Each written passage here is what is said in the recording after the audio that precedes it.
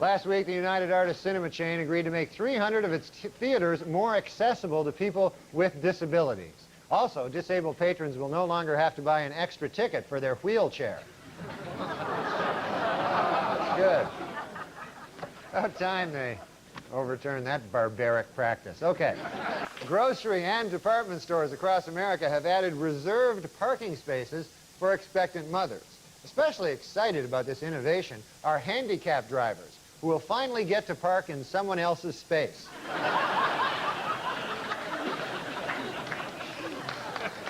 Meanwhile, 5,000 disabled Americans were in Washington last week to protest doctor-assisted suicide.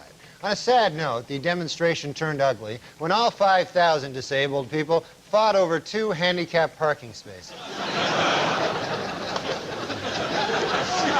I told you, it was sad. It was announced last week that New Jersey is to be the site of the 2014 Special Olympics.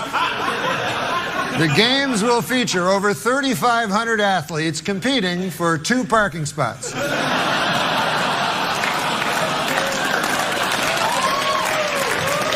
Meet anybody? Any heroes of yours? Any big celebrities? Yeah, I met Larry Flint. He's not my hero, but he's a guy. He's a famous guy. Sure, he's famous. He's well known. Yeah, I enjoy meeting famous guys, sure. You know. And he came out, he's in a wheelchair, and he talks like this. He goes, but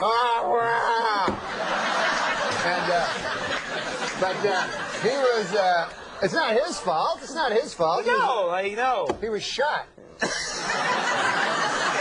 So Larry Flint was there, right? So afterwards, I went up to Larry Flint, and I'm very uncomfortable around anyone in a wheelchair. Right. Or any sick person. You're worried about it. You don't know what to say. You don't know if to address it or not. Yeah, and I'm worried about my own mortality. You think it's almost infectious? Yes, I really do believe that they don't tell you how many contagious things there are. He said, because I was in the movie The People Against Larry Flint. Versus Larry. You were in the movie! The People versus, it was a famous movie and you're in it. I was in it. I was one of the people that was versing him. Okay. So he said to me, hey, no, he's a good guy. He's a good guy. So I got close up to him, which you have to do with these fellas, and I said, hi, Larry, and he said, hi. So I said, no, of course. I just agreed with him. Anyways, he said to me, he said, whenever you're out in California, come on over, I'll take care of you. No, but this is what he said to me, Conan. He goes, hey, when you're in Los Angeles, you know, I told him I was coming to Los Angeles. He goes, when you're in Los Angeles, he goes, look me up. He goes, I'll take care of you. Whenever people say that, you think, like, that means nothing, but coming from him. Now, my Uncle Basil, if he said, hey, anytime you're in the Ottawa Valley, come on over, I'll take care of you, that would mean he would make me a nice mincemeat pie, you know, and Aunt Ida would play on the piano, and it'd be a heck of a thing. But when Larry Flint says, I'll take care of you, I assume that means I'll be having sex with an odd-looking lady, and then he'll come in whacking off on his wheelchair. Well, but he's a wonderful guy. Like if my Uncle Phil told me that from Minneapolis, I'd think if he went, hey, I'll take care of you when you come to Minneapolis, that means like I'll make you a nice chicken pot pie. You know? But Larry Flint, that means, you know, I'll get you a couple of hot, dirty broads, you know, and then while you're having sex with them, I'll come into my wheelchair. You know? Who knows what it means? Okay. You say I don't listen. I tell you I try.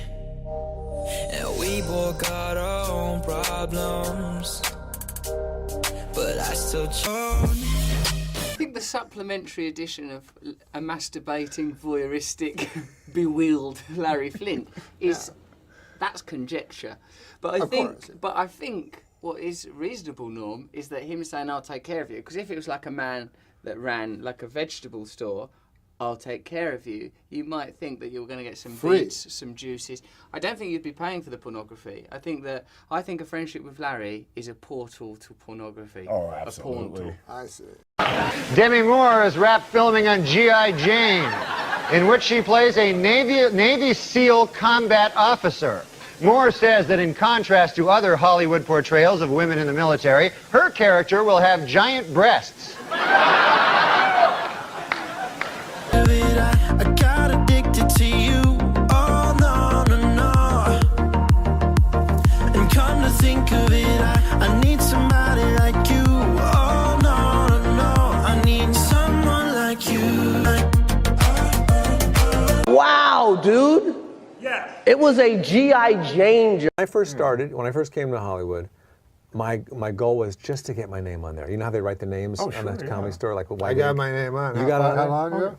Yeah, about a year, almost a year ago. A year ago. I'm 61 years old. I never got it on there. You never got it on at all? No, We'll make that happen. I don't think so. I'll bet you we could. It's got to be bigger than the rest now. Well, let's see what I can do. I don't like this when they make those dirty drinks. Dirty nowadays. Sanchez? Dirty Sanchez. That's what you drink. What dirty drinks? No, they say like Pink pussy, huh? and, like the pink pussy. You don't have to be dirty, but the guy doesn't realize there's a TV camera aimed You at guys, him. this is like your little brother. God damn, man. You have such control. You were on a show that almost was the precursor for Oh, it precursor. definitely was a precursor. That's a good word. Because that's in Breaking Bad. But Yeah. also Weeds was like kind of the broke down the door for Breaking broke Bad. down the door Yeah, for yeah. Breaking Bad, he says. And he's the post-cursor. I got nothing. Man. He's just the cursor. I'm just cursed. God damn, no, your words you use. Pussy. You can say What was another dirty drink? What were you thinking of? I don't know shit about golf. 25,000 a week he costs. Is that right? He says really. Well, we also have to take a break. Are you kidding me? It says it right on the monitor. We have no Really? sponsors. Oh, I thought we do have a sponsor, right? You know what's amazing that I didn't We know? have no sponsors. It's got word they have to take a break. Oh, really? Yeah. That's great. Well, let's take a break. All right. Let's take a break. Say it to the camera. How do you take it? Let's take a break. And that's it. That does it? Go ahead, say something to me, and I'm going to show you how I act by reacting. How are you feeling, Kevin? In my head, I'm thinking, how am I feeling? All right. Jesus, that was good. I'm not finished. Oh. Yeah, I'm all right. You? I guess I'm all right. I don't know. Worst reaction ever. Doesn't even know how he fucking. But whatever, you need a sidekick. You have a sketch that you wrote that gets like on at 12:55. Yeah. And then Lauren comes, he goes, you got to move this down to 4 minutes. Yeah, how do gotta you make do it 3.5 that? How minutes. is that possible? He says, we could either put it on or, we'll cut it and do it another week. And it's not going to get on another week. Yeah. So It's you hard to say, do "I'll that. You have to talk fast. And, you know what I mean? No. You don't know what I you know. have to talk fast I means? know, but That happened. How did you guys meet? Did you have to audition for this? we covered that in the Tom Green episode. No, we met at Tempe Improv. I like he's mad. He's like he's mad at you. We covered that in the Tom Green episode. I was saying it to you.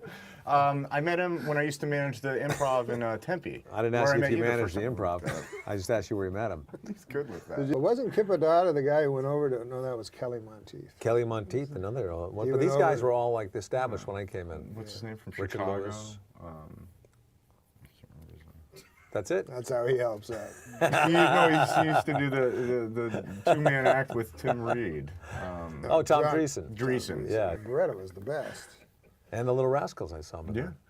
Yeah. Book was riveting. And the Flying You didn't Bird. read the book? No, but I heard it. Was Yeah, you heard it pretty from me good. because I Yeah. read it. God damn. That was this a word you kept motherfucker. using, I right? mean, no offense to him, but he's a good guy. He's a good guy. Him and Beretta. Adam do a joke. All right. A good name for a dog is Syndrome. That then when he tries to attack someone, you can yell down Syndrome. Don't laugh. It's not. I apologize. I mean, it's yeah. That's like It was a joke. little insensitive, I guess. Go about this one. Movie star and award-winning director Ben Affleck has vowed to live for one day on $1.50, or as Adam Egget calls it, a raise. He did the joke and you were the punchline. Yeah, I'm broke. There's going to be a Broadway musical based on the movie Rocky. I don't know if you guys heard about this. And in the Broadway musical version of the show, after Rocky climbs the steps of the art museum, he goes inside and spends 2 hours looking at paintings. Yeah, I know, god damn. Goes inside and looks at what? Paintings? He looks at paintings. I like for that. 2 That's a good one. hours. In England, a woman was arrested for throwing a birthday party for her 16-year-old son that included marijuana, alcohol, and strippers. Now she's got even bigger problems. What to do for his 17th birthday. Whatever. You know what my favorite impression that you did was? When Sam Donaldson was on the chair. That was hilarious. I loved you as the audience member in the Phil Hartman's Donahue sketch when the women, they were like battered wives or something similar to that. Were you in the, thank you. Were you in the,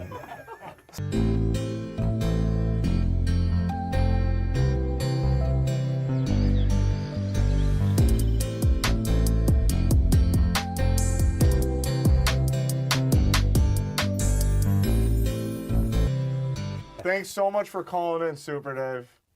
Please come I back. didn't call in, asshole. I didn't call in. You called me. I'm not calling into this. Let me explain something. If I'm homeless, I'm not calling in. Duly noted, Super Dave. You understand? You understand? Yes. Obviously a lot of entertaining celebrities, but Norm Macdonald used to come on our show in the early days, and those were, I thought, great television because we never knew what was happening, and it was always teetering on the edge of, it was all about to blow up. It's all about to fail, and it would always end brilliantly. And then he stopped coming around, and it was just a period that passed. And I was always sad about that because I thought, we're a very celebrity-conscious age, and people always think that the best guests are the biggest celebrities. Sometimes, you know, the best guests are these people that you have a weird connection with, and it's compelling television. People see and they talk to me about it later on. Like I'll be out in the world walking around and people will say, I saw that when you were with Harlan or when you were with Norm or with Will, and that really got wild and crazy in a way that they don't see on television now. Have you, over the years, who are some of the people who have been your go-to people that I just remember Dave in his early years had Terry Garr and he had Sandra Bernhard. Yes. And they were kind of magic together. Who are your... I had so many people. Norm Macdonald was this person who would come, you all know Norm Macdonald, but Norm Macdonald, when we'd have him on in the early days, to this day I've never interviewed anybody like Norm Macdonald. Who was the best guest that you've ever interviewed, and who was the worst? I love Will Ferrell. I also love Norm Macdonald because he comes on and his stories are all invented. None of them are real. They're all old farmers' daughters jokes. And he pretends he'll come on. I'll say, what's up, Norm? He'd be like, the other day I was walking down the road and a pirate comes up to, I'm like, what? Yeah, a pirate comes along and he's got 3 pigs with him. One of them is wearing a hat, one's got a pipe, and then it's just a complete waste of everybody's time that's absolutely delightful and hilarious. And so I love him. Your favorite guests are always like the Bill Burr, Norm Macdonald. Yes. This might go off the rails really fast type of guys. Yeah. I mean, Norm Macdonald, one of the great talk show guests of all time. He invented something that Norm Macdonald invented this amazing thing that I've never seen anybody do before or since. It's kind of like he split the atom. It was that revolutionary. Norm would come on and he would, instead of telling you a real story, like if I had you on the show and you're like, hey, Bill, tell me, well, and remember I was living in Chestnut Hill once, and you would tell a real story about what happened to you in your life. Norm tells old jokes as stories that happened to him. Yeah. So I'd be like, Norm, what are you up to? And I mean, really old jokes from like the 1920s. And he'd be like, well, Conan, I don't know if you're aware that I purchased a farm, Conan. I'd be like, really? You purchased a... Yeah, I purchased a farm. Of course, I have 3 daughters. And I'm like, you have 3 daughters? Yeah, I have 3 daughters on the farm. One very attractive, one not as attractive, and of course the third not, kind of, well, she's ugly, Cohen. She's ugly. And I'd be like, Well, one day, this traveling salesman comes to the farm, and he says, now, Norm, I tell you. And then it's like he's telling an old traveling salesman joke. Yeah. But you know about halfway through where it's going. I mean, I usually know. I know kind of what he's doing. I'm laughing that he has the balls to do this. I'm laughing at the audacity. So I don't even care if this joke lands or not. I'm laughing that he's committing to the fact that, no, he doesn't have a farm. He doesn't have 3 daughters. There's no traveling salesman. But he doesn't care in a way that is exhilarating and scary at the same time. Do you know what I mean? Yeah. And plus, he probably has some people in the audience who are taking completely seriously, right? Yes. Yeah. He's got some people thinking. We call them tourists. Yes, we call them. They're usually from San Bernardino. Well, Norm had the greatest talk show moment in the history of talk shows with Courtney Thorne Smith. That was epic. That was so great. And it's funny because it's lived on. Who knew that we were going to have YouTube eventually? You know where what? We could just queue it up on command. God bless YouTube. I had no idea when those things were happening. I thought, we're talking 1993, 94. When those things were happening, I thought, what did I know? I just thought if you were up and you saw it, that means you saw you saw an amazing thing happen. And if you, and then maybe if I get to stay on the air long enough, we'll have a 1-year anniversary show and maybe you'll see it then. But if you're not there for that, it's gone. And now I meet people,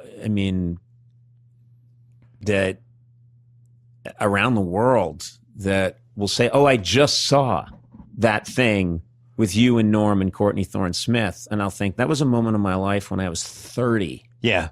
And I'm like 85 now. Like, how is that possible? Straight to the heart. I went a long time acting like I wasn't broken apart by you.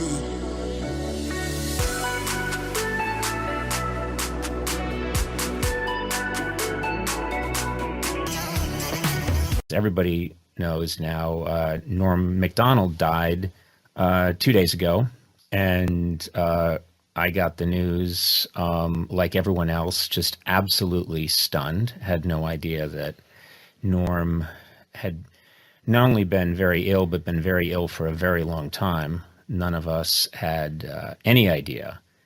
And there's been this seismic reaction, which is appropriate, completely appropriate in the comedy world.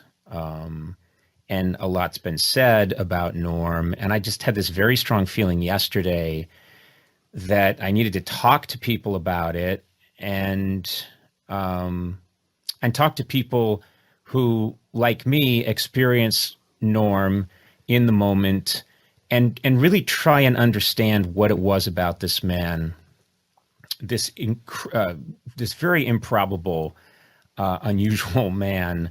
What made him so different? And I maintain that, we are accustomed, sadly, to losing funny, talented people all the time, and we grow accustomed to it.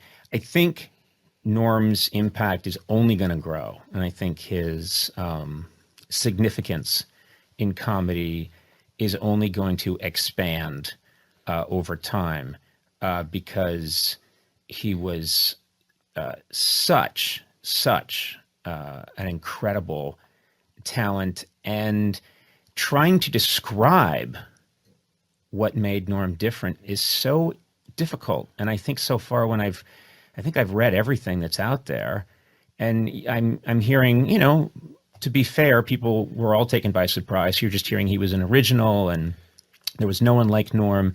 And I keep thinking, no one's getting to it. And I just wanted to take a stab today to try and understand what exactly it was about this guy that was so brilliantly unusual and is going to be so lasting and his work is so important. And one of the things that speaks to, I was having a conversation with Jim Downey, and in the wake of Norm's death, and Jim Downey, and I was trying to get to what is it that made Norm so different, and he reminded me. He said, on Weekend Update, we would do there's a dress rehearsal, which I know because I worked at Saturday Night Live.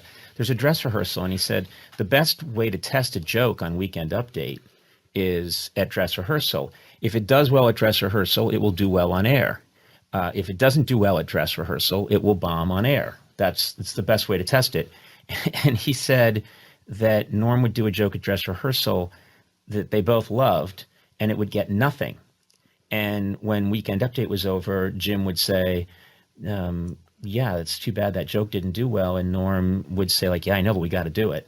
So he would do jokes that he knew were going to get nothing. Yeah. If he thought the joke was worthwhile, he didn't give a shit. Mm-hmm. Now, that is very uncommon. That is very... Well, he never pandered. He didn't pander at all. And that takes... that's what made me think about the line you said so many years ago, Andy. Like, it almost terrifies me, his fearlessness, because it was the thing he did so many times on our show, which I thought was absolutely outrageous, was he would launch into these long stories that you quickly realized were farmers' daughter jokes, or shaggy dog stories, just absolute horseshit, horseshit stories. And he would go on and on and on. And I'm so happy that the Moth Joke has been getting circulated so much from our Tonight Show, because it is completely outrageous what he's doing. It is, it's the Tonight Show, and he is telling this very long story, and he's taking all the time in the world. And I love it just because even though I was there, I'm delighted every time I see it. Yeah. I every time I see it, I'm delighted with it, because what he's doing breaks every rule. Brevity is the soul of wit. That is the rule. Yeah. Keep it, and man, he completely, like Picasso, blew up the form. He goes and he tells this joke forever, and then finally gets to this punchline, and you can see that everyone's delighted, but he has broken every rule in the book.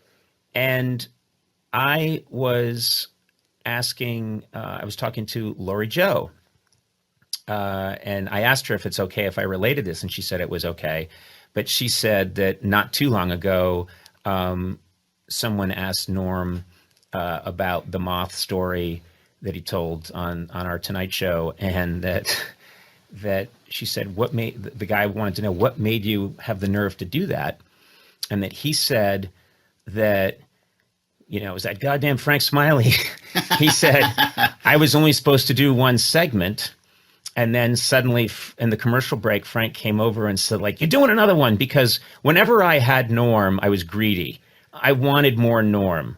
I always wanted more Norm. And so he didn't know that we were going to ask him to do a second segment. He had nothing planned, absolutely nothing planned.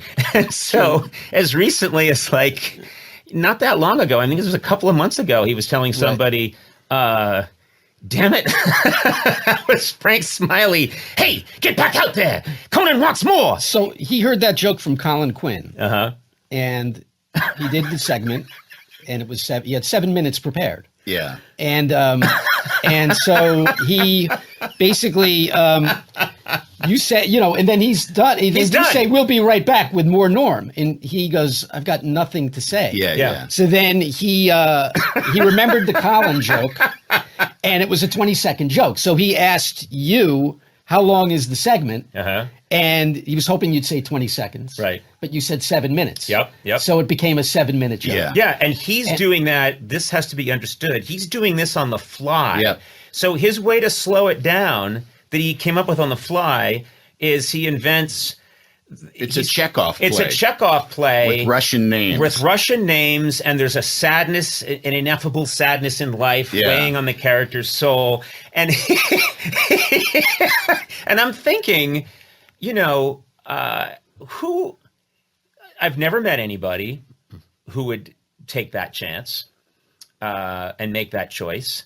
And I'll never meet anybody like him again. He was the ballsiest comedian in the history of comedians. He was taking that and he was saying, like, the joke doesn't matter. Like that, he would watching that, seeing that clip again. You're getting to see his brain. Yeah. He's just showing you his brain. And the notion that the joke is the thing. The joke isn't the thing. No, it's the journey. It's taking a stroll through this guy's brain and hearing the choices that he makes and what he has to say.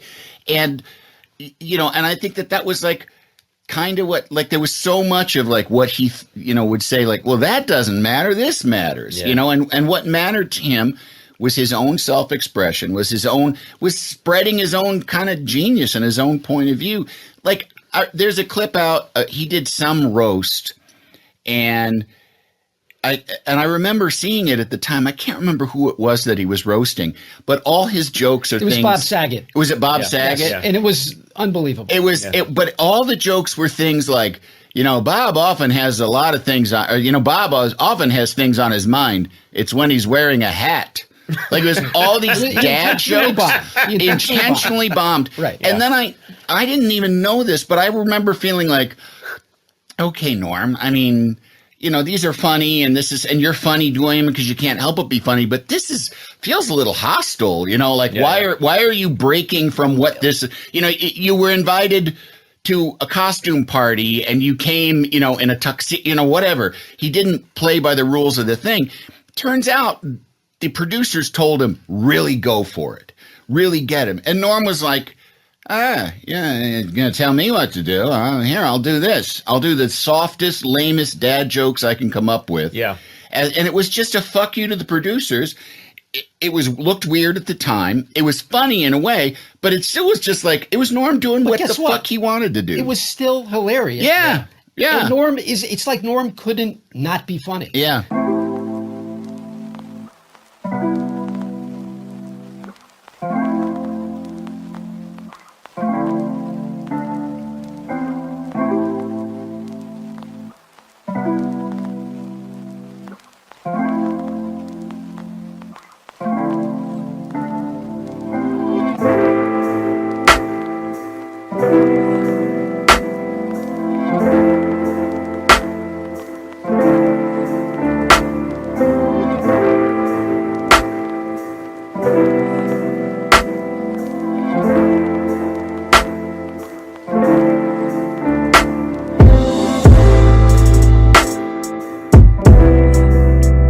I've had this gnawing regret this last day and a half, and it's reading all this praise for Norm, which again I believe is completely justified and will endure.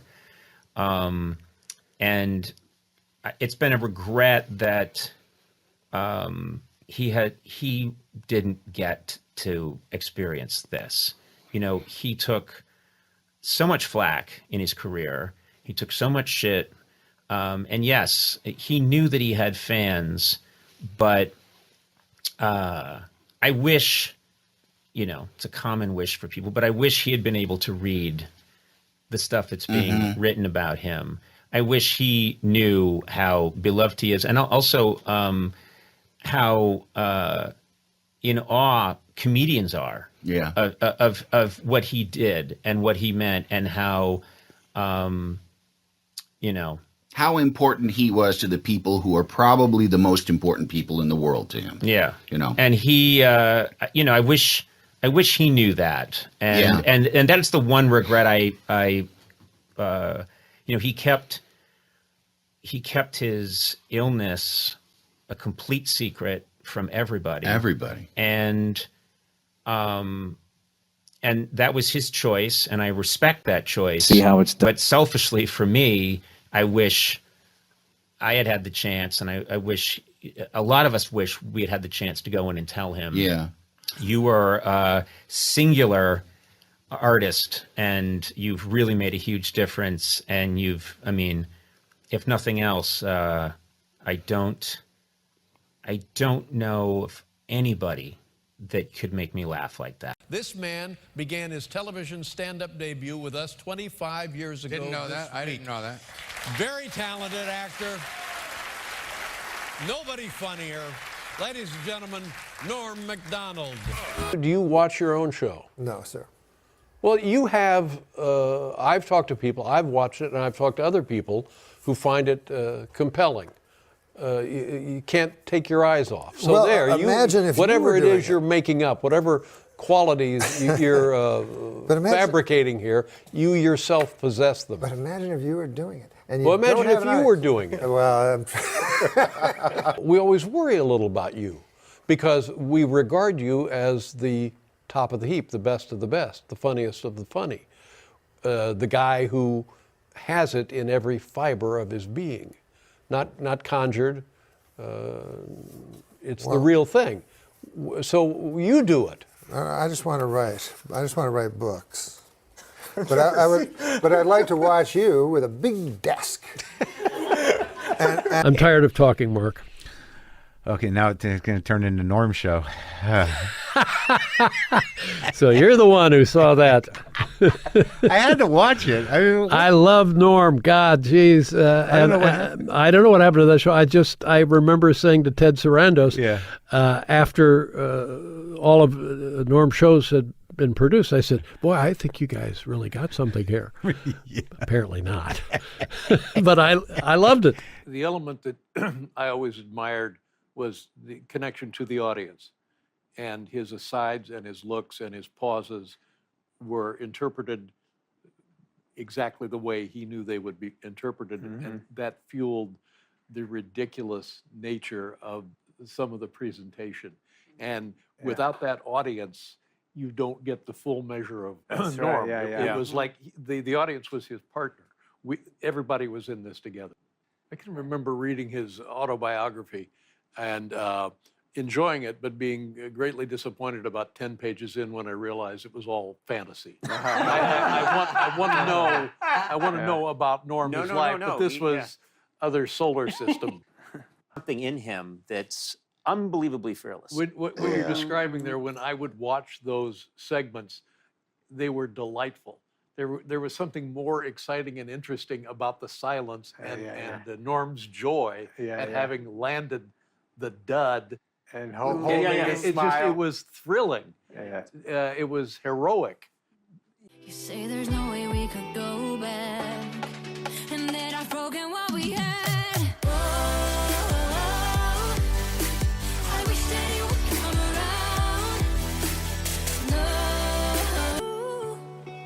around. No. But I wonder if people, like you say, you don't like people who are not hardworking. I wonder, are there people who worked as hard as Steve did and does? I was thinking when I said it that there's an exception. I know we're both admirers of Norm Macdonald, and he seems sometimes like someone who has something.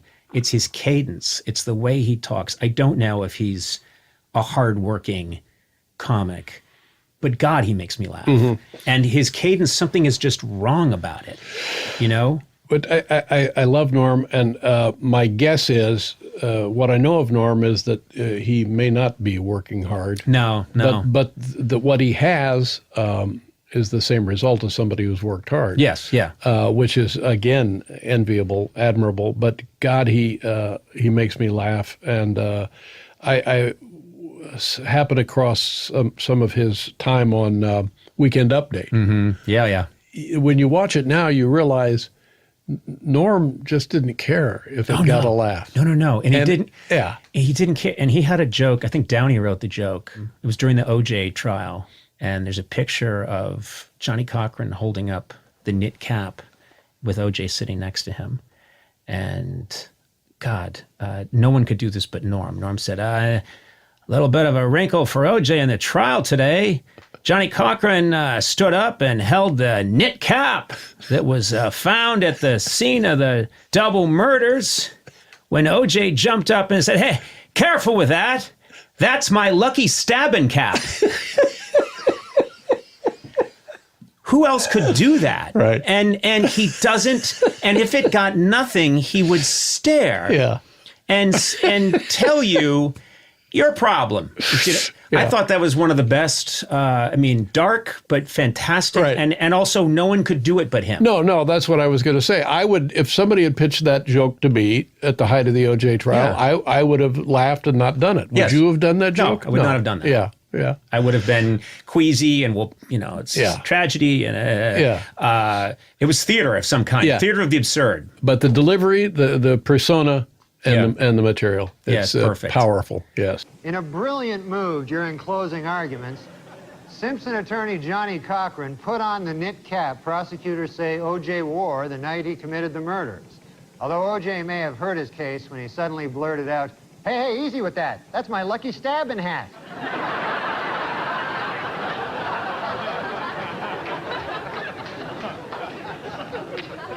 You know, all afternoon, as we do this, you've been playing on and off with a cigarette. Do you smoke? I quit smoking a year ago. Good for you. Thank you. You quit smoking. Yeah. And you, when you smoked at the Tomorrow Show... We puffed. We didn't smoke. We puffed. You probably caused many children to start smoking. So you hold a cigarette and you never light it? Yes, it helps me. I have an oral fixation, the doctors tell me. That never... I'm like Beretta. Are you doing this to be a funny thing, or do you really have to kind of I'm doing feel it. No, I feel that I have an oral fixation. You know about that. I don't have that, by the way. If it's I don't not like this, I go sucking straight. You don't like sucking cock? I don't like sucking cock. I mean, I have done it. Yeah, I wouldn't like it. You know why I wouldn't like it? Why? Aren't those animals, like, inside the cum? Like, I remember... The sperm, you mean? Yeah. So to me, like, it's a bunch of animals and stuff.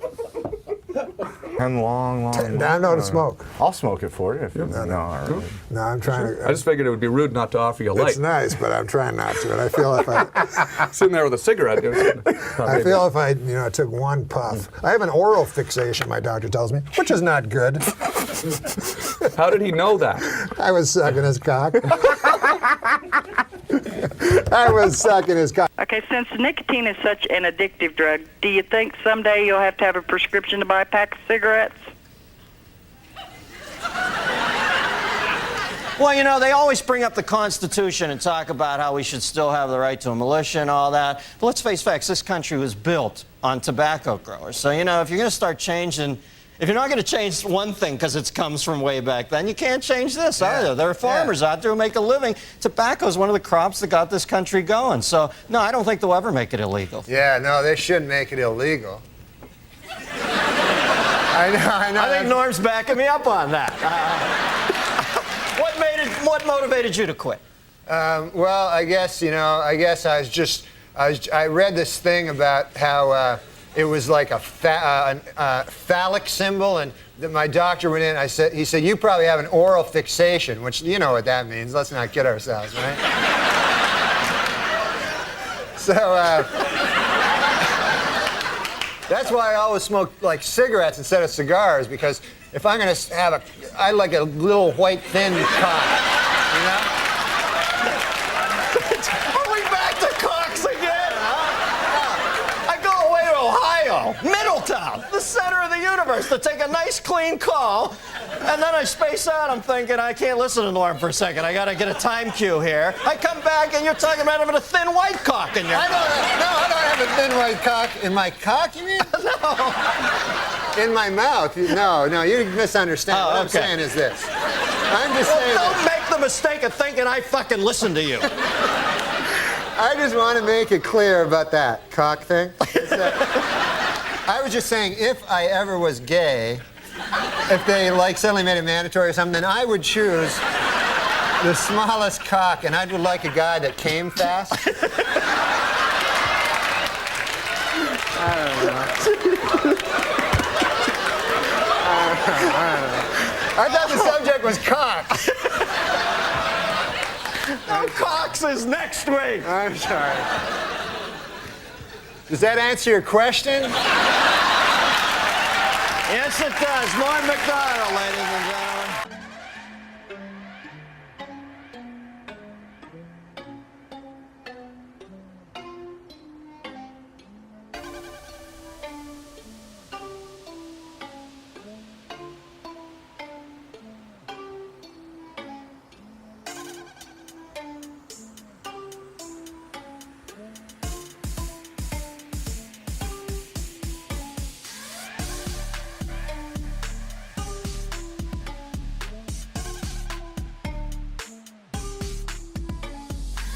It's an exciting day here at 30 Rock. You know, the Rosie O'Donnell show premiered today. And I was in its tapes at the same floor as Saturday Night Live on 8H. They had flowers sent. There was the whole, it's unbelievable. You know, people must love her. There's flowers all along the entire 8H. Right. All flowers. They're sent by, like, there was one from Madonna, one from Elizabeth Taylor, Regis and Kathy Lee. I've never seen so many flowers. It was, I didn't even realize you could eat flowers. I didn't even know that.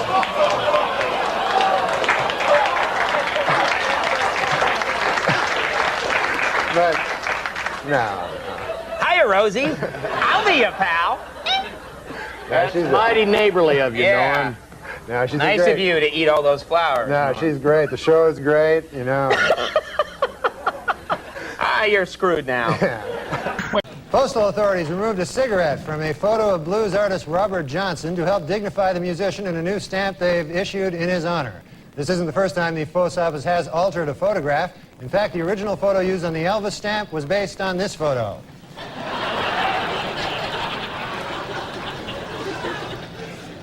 King enjoying a hoagie.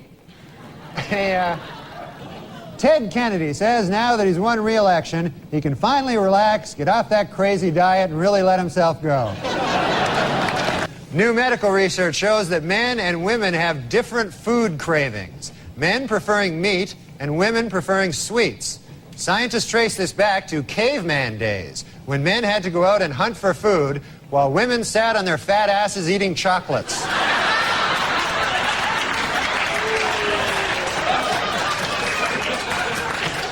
Last week, Duchess of York Sarah Ferguson visited the Big Apple and showed off her 14-pound weight loss. Hopefully, this will not interfere with her official duties of sitting on her fat ass all day long.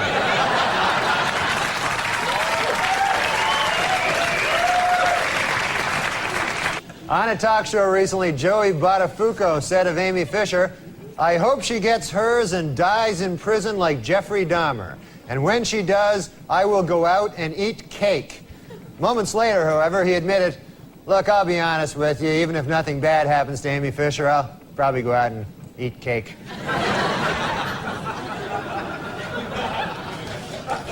In what is considered a remarkably short period of time, the head of the Federal Advisory Board, Dr. Peter Mellman, has given speedy approval to a controversial new anti-obesity drug. It should be noted, however, Dr. Mellman's wife is a fat pig.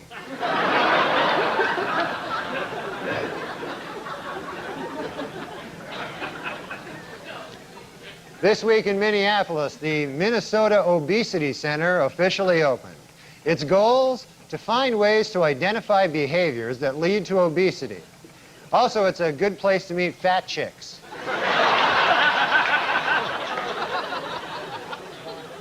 And in California, Christian Brando was released from state prison Monday after serving nearly 5 years for killing his sister's boyfriend. Meanwhile, his father, Marlon Brando, ate 9 pizzas.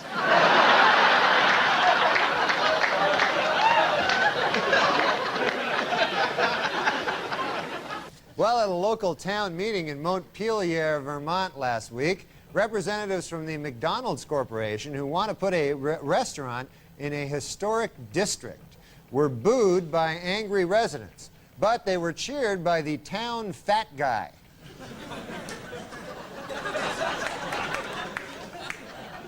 Every town has one, the town fat guy.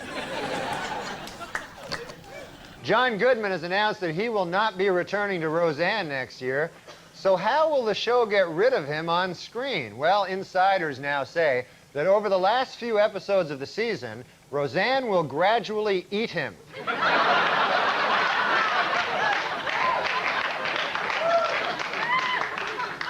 According to a controversial new biography, Elizabeth Taylor likes her lovemaking loud, rough, and frequent. Coincidentally, that's also how she likes to eat.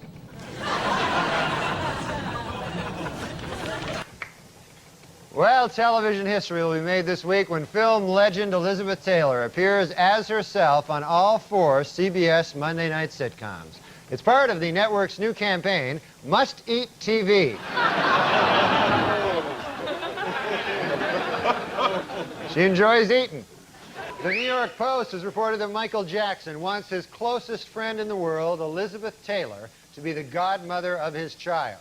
However, those close to the pair worry that this could eventually lead to heated arguments over whether the child will be molested or eaten.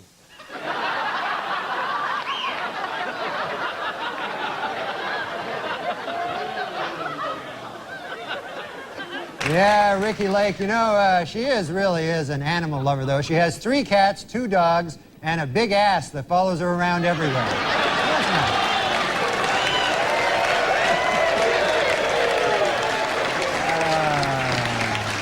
Former Wilson Phillips member Carney Wilson's new talk show kicked off this month. According to Carney, her show will be different from the others in that guests will be treated with respect and dignity. And then she will eat them.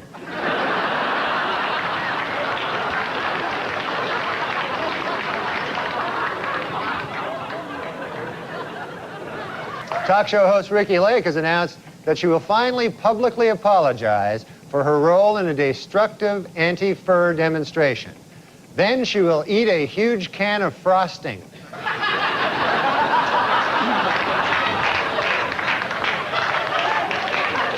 In the new movie Mrs. Winterbourne, talk show host Ricky Lake plays the part of a young mother-to-be. According to film's producers, Miss Lake was so serious about achieving a realistic pregnant look, she forced herself to lose 30 pounds.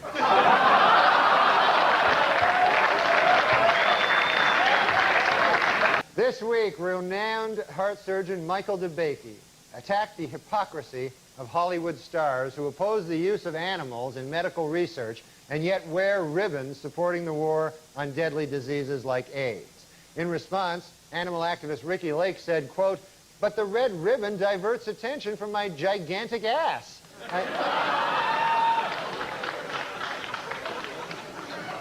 A sad story from the world of entertainment this week. Talk show host Ricky Lake had to get rid of her dog Dudley after the pooch became too aggressive with her 7-month-old son Milo. A clearly saddened Lake said, "It broke my heart to get rid of that dog, but he was delicious."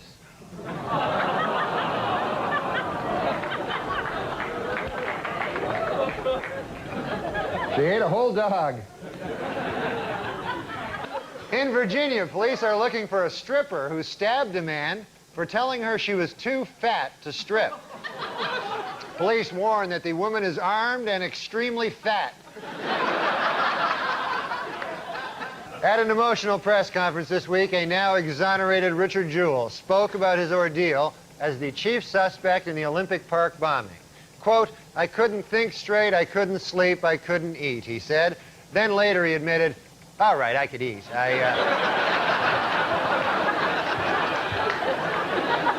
I couldn't sleep, though. I had trouble." The FBI, still pursuing its investigation of the Olympic Park bombing, has decided to launch an internet web page. Net users can log on to view crime scene photos, leave tips, and try to guess Richard Jewell's weight.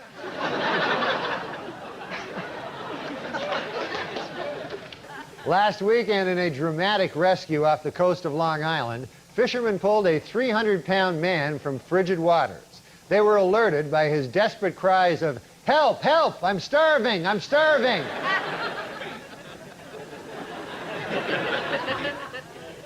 Big fat guy. In New Zealand, a convicted swindler who weighs 670 pounds has been sentenced to house arrest because he is too big for prison. According to prison officials, it took 4 inmates just to rape him.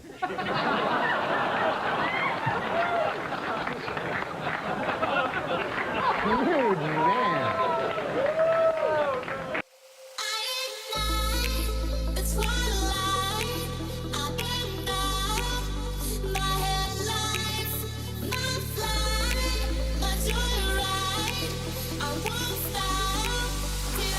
Norm, I don't understand something. Right. You went to a doctor, you said, "Hey, What's with me? I'm around Elle McPherson and I'm not getting aroused. I didn't mention her. Yeah, but and you start to get concerned that, hey, why am I not getting aroused around these beautiful women? Yeah, because I used to always get aroused all the time, no matter what. Like I could see a giant fat woman, like part of her ass. Right, and you get excited by that. Yeah. Are you on medication of any kind? No. I just now I'm just. Do you need that testosterone patch or something? Yeah.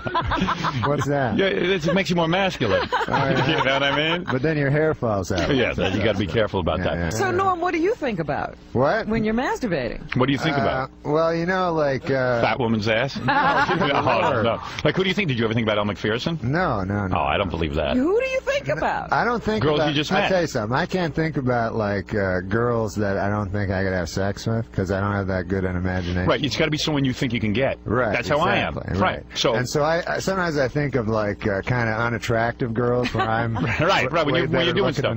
Right. Yeah. Yeah, I do that too, though. Yeah. Like sometimes like one of the interns here or something I'll think about, because I think that like I could definitely get a... You ever think about Rosie O'Donnell when you're doing it? Good Lord.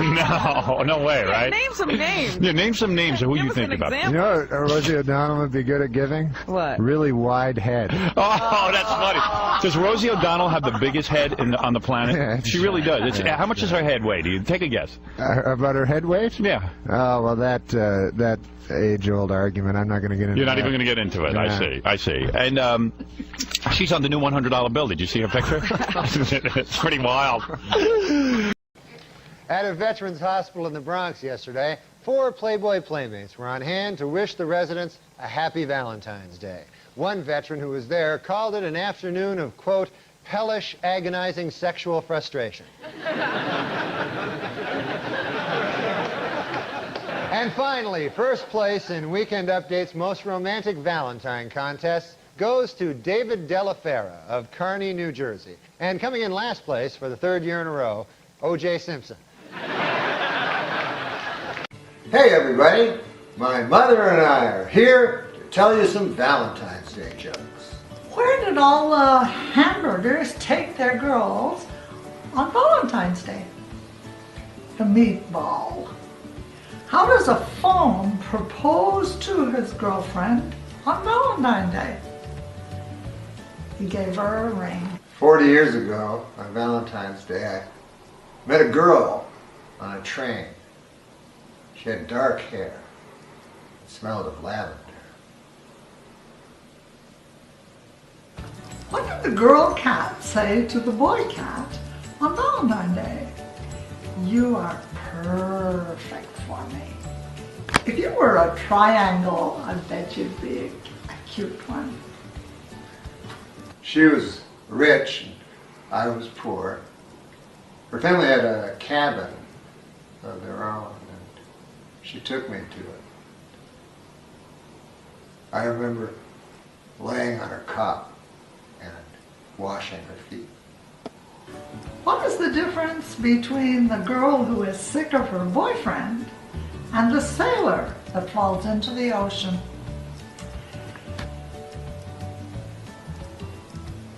One's bored over a man and the other is a man overboard. Ultimately, her father didn't approve, and in the middle of the night, I was escorted away by his private security. But every year I go to that train station and I look for that girl.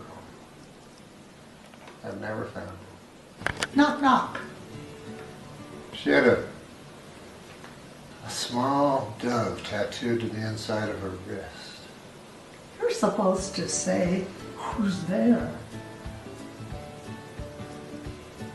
Who's there? Olive. Olive who? I love you.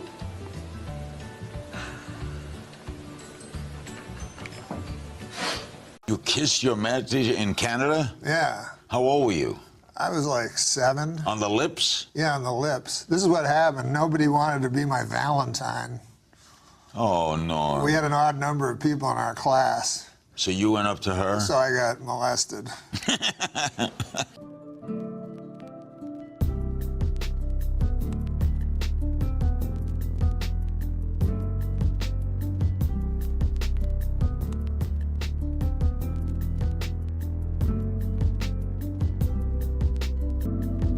Dream date with Norm.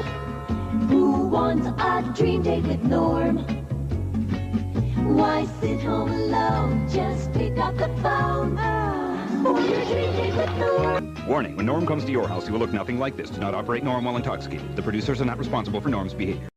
My other friend was mentally retarded. Now, I know you're not supposed to say that anymore, but that's what we said then, you know, and I understand that term. You know, it means that you're arrested. Your mental capacity has been retarded or arrested. So, anyways, I'll say Down syndrome. I don't care. I didn't say it for a long time on account of I thought people would think I was a doctor and I'd have to hit their knee with a hammer or something. I don't know. But anyways, I love my best friend had Down syndrome, you know? I love people with Down syndrome. I wish I had Down syndrome. And I'll tell you why, because they're happy. You know what I mean? They're happy. What's wrong with that? Man, I wish I was happy, you know? I was happy when I was with my friend. I'll tell you that. I would love to have a friend right now, because how often are you happy? You ever be happy? It happens once in a while, you know? With me, it's usually when I wake up. You know, I wake up, I go, goddamn. I'm glad I bought that Tempur-Pedic pillow. That was the best purchase I ever made. But then the light comes under the door and bathes over you, and then your life comes in and gets all over you like a cobweb. You're like, God damn, huh? That's not fun. But you ever go into the mirror and look at yourself? I'm not talking about physically, but just eye to eye. You know, and then you go, oh, good God, what's become of me? I'm gonna go back to bed and cover myself up. That's when I would like to have a mentally retarded friend next to me, a guy with Down syndrome, to go, I like bananas. I go, God damn, I never looked at it that way. I like bananas too. You go, they're yellow. I go, God damn, you're right, they are yellow. What say you and me go buy a yellow banana? See, people get mad at me, and yet, you know, they pity them. I envy people with Down syndrome, you know? And they pity them. Now, who's the bad person in that scenario? I tell you right now, man, if there was some sort of injection where I could be Down syndrome, I'd take it because I'd love to be happy all the time, you know? And some people go, oh, they're mentally retarded people aren't always happy. I go, well, I never seen, you know, like you ever see a cynical Down syndrome guy, you know? You ever see a guy go, fuck bananas, they're yellow, I don't care. Who cares? I never seen it. But happiness, the thing we strive the most, people pity these people that have it, you know? Like they'll look over a group of people with Down syndrome and go, oh, man, look. Breaks my heart when I see them. You know why? They're happy, right?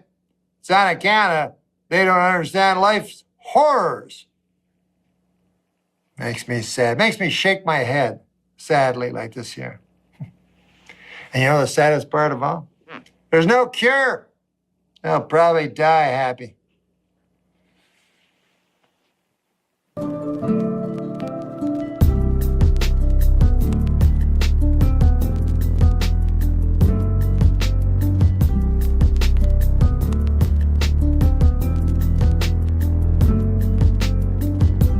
What we really liked was making the audience laugh when they didn't want to.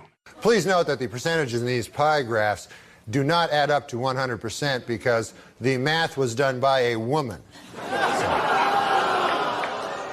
And then the audience semi-laughs and semi-boos, and then Norm goes, For those of you hissing at that joke, it should be noted that that joke was written by a woman. So now you don't know what the hell to do, do you? uh-huh. And then they laugh at that, and then he goes, No, I'm just kidding. We don't hire women. I want to give a quick shout out to two people who, in my opinion, are the unsung heroes of the Norm Macdonald story. Two people that meant a lot to Norm and were really there for him in pivotal moments. One is Jim Downey, who, for my money, the best, pound for pound, the best comedy mind that I've ever encountered. Head writer at Saturday Night Live for many years, wrote for David Letterman, just an absolutely brilliant man. I worked for him at Saturday Night Live, and he was the one that really worked with Norm on Update, and for that just incredibly classic period of Weekend Update at Saturday Night Live. So a shout out to Jim Downey, and I'm thinking about him because Norm so loved him and admired him. We wanted it to be like a punk segment, sort of like what The Clash was doing in the 70s, where it was just very bare bones and no cuteness. So it wasn't a studio crowd-pleasing effect. It was never aimed at the studio audience, It was always aimed just directly at me. I just what I knew was funny. Don didn't want Norm doing Update anymore. I wanted to stop raining, I mean, I didn't take it as any more than that. They pretended to believe that it was going to be an enormously popular decision for which the public would thank them. And in fact, the unanimity of the TV critics was something to see. I remember Time magazine had a thing about it and even printed up a little postcard to send to NBC to dump on them. The smartest cat I ever knew at SNL, and a much revered figure there, is joining us for another segment. This is my former producer, longtime writer and contributor, Jim Downey. Jim, I had Norm on the show yesterday. I always thought Norm, from the first second I saw him, was just a flat-out misanthropic genius. I always gave him a wide berth as far as time schedules and that, because I just said, well, I'm going to grab Amadeus and tell him he has to be here to do busy work. You know what I mean? That isn't going to happen. So I think he's a genius. What was it like to work with him on Update? Well, he is a genius and the most fearless performer. He likes people to laugh at his stuff. He enjoys that, but it's sort of one of like, half a dozen important aspects of what he does. Mm-hmm. So that if he really loves a joke or a bit, he will happily go out there and do it, whatever the response is. And there was if you want to hear a story, I love me a Norm story. One time we were in the office doing Update stuff, and there'd been a news item about there was going to be a newspaper for the homeless, and so we were thinking about doing some of that. So we started improvising. It was more of a scene, not something we could do on the segment, but it was like a tough kind of Perry White kind of editor going like, "You, Miller, I want 500 words on going to the bathroom in your pants. You, Immel, give me something. Give me a human interest thing on urine stain mattress. You, was that kind of thing. Yeah. Had like a lot of like photos, maybe some, a little human side, what are, pets, that kind of thing. And so nothing came of it, and I sort of forgot we had the conversation. And then the first meeting we have after the summer, Norm comes in and goes, hey, Downey, remember that, that thing we were talking about there with the, remember that thing with the newspaper for the homeless, that thing, the homeless newspaper?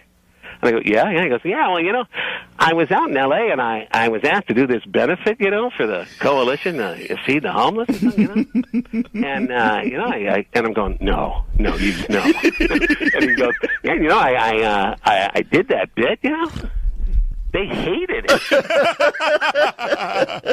Hated it. All right, you tell me now. That's the Andy Kaufman part of the joke, or is he actually surprised that they hated it? That's what I can't quite figure with Look. I know.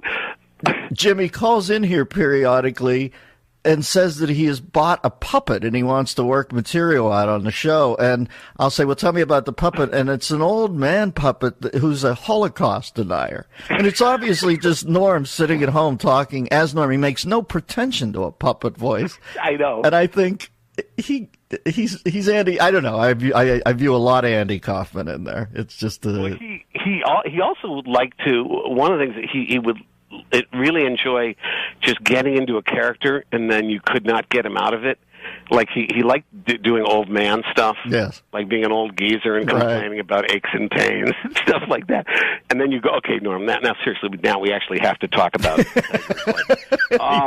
He'd start doing stuff about rheumatism and things like that. And you just had to plead with him to just stop. But he was on his own kind of set of rhythms. The speed with which he would take his sport coat off at the end of his Letterman impression always I would watch the thing just to watch, because Letterman's so ill at ease with show business, always makes this conscious show of getting rid of the sport coat at the end of the show. And when Norm picked up on that and did that as impression, God, I fell out. Hey, I have to ask you about it, the real Andy Kaufman real quickly. What were you hip to him before he comes in, or what's well, that like? I had not, he had been on a couple of times the first season, and I had missed most of the first season, so I didn't really get to meet him until year 2. But he, there was one time I was flying back from visiting my family in the Midwest, and I arrive at Newark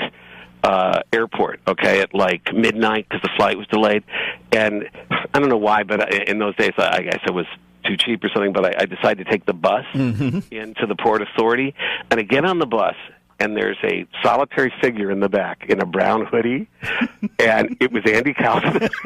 So we went back to that was where we sort of bonded on that bus trip from Newark Airport. So he used to come by the office and ask if anyone wanted to go see kung fu movies in Times Square. That was when Times Square had virtually nothing but kung fu movies. Right. And so I went a couple times with Mr. Kaufman, and he was like just a fascinating person to be around. He quite. He loved those movies and could discuss them like a completely normal person.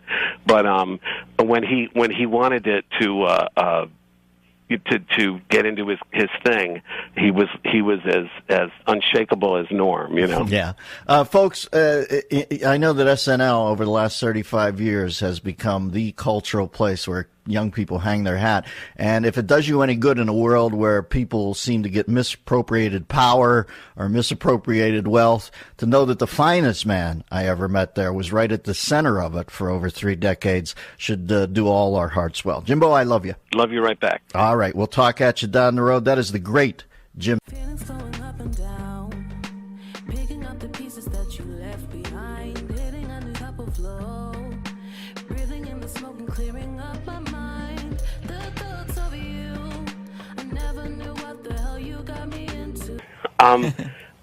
I do. I think that men are much more interested as